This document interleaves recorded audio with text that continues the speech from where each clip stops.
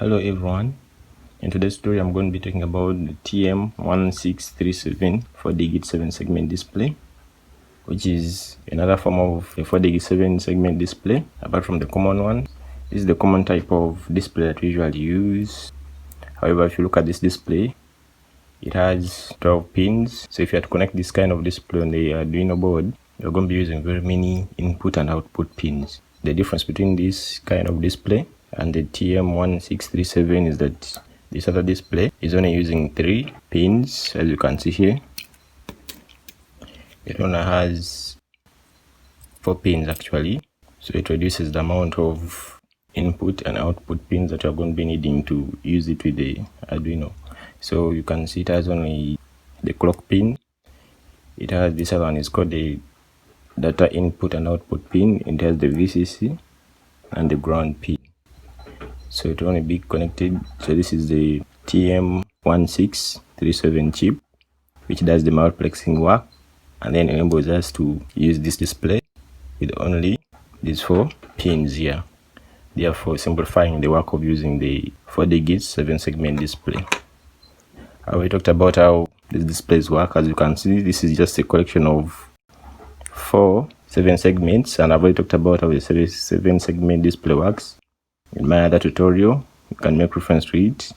To connect these displays to the Arduino is very simple, since you only have 4 pins here. So what you do, this clock pin, you connect it to any of the digital pins of the Arduino.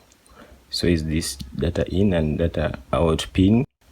So these ones are just going to be declared in the kind of library that you are using in the code. So that shouldn't be a very big problem. Then the VCC goes to the 5 volts of the Arduino and the ground goes to the ground. It's very simple to connect. So here what I want to do is simply to show you some simple examples of how to use this display. Then from there we can make more interesting projects in the future. So the first example I'm going to use is a simple up-down counter, where I'm going to be connecting 2 buttons, and one button when I press will be increasing the value, and the other button is for decreasing the value being displayed on the display here. So let me try it out. So I've uploaded the code to run my up-down counter. So you see, if I press this button here, the numbers are increasing.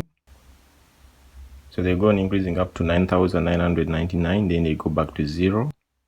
And if I press down here, they decrease. If the number reaches 0, it goes to 9,999. For example here, let me take it to 0 bit and see. 1 0. So if you press again, decrease, it will go to 999. And if you had been increasing and it is on 999 and then you press increase, it goes to 0.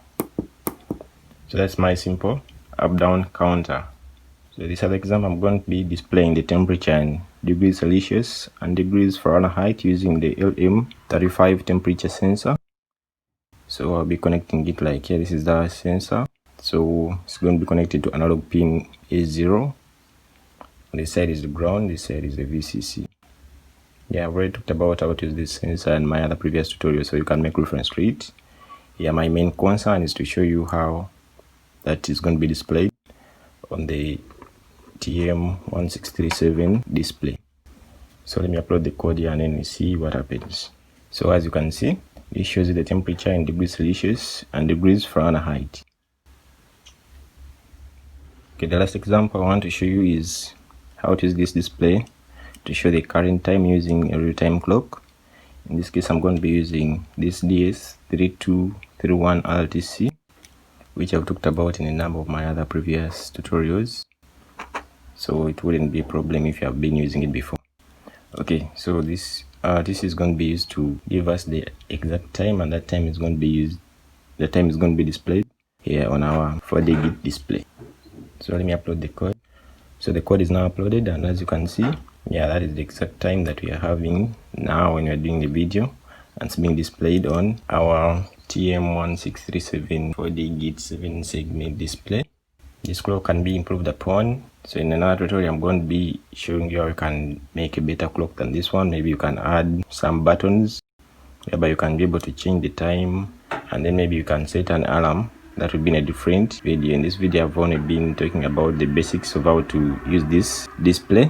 I'll put a link in the description below where you can be able to find the schematics and the code for the various examples I've been using here, and even to make reference for further study of this kind of display.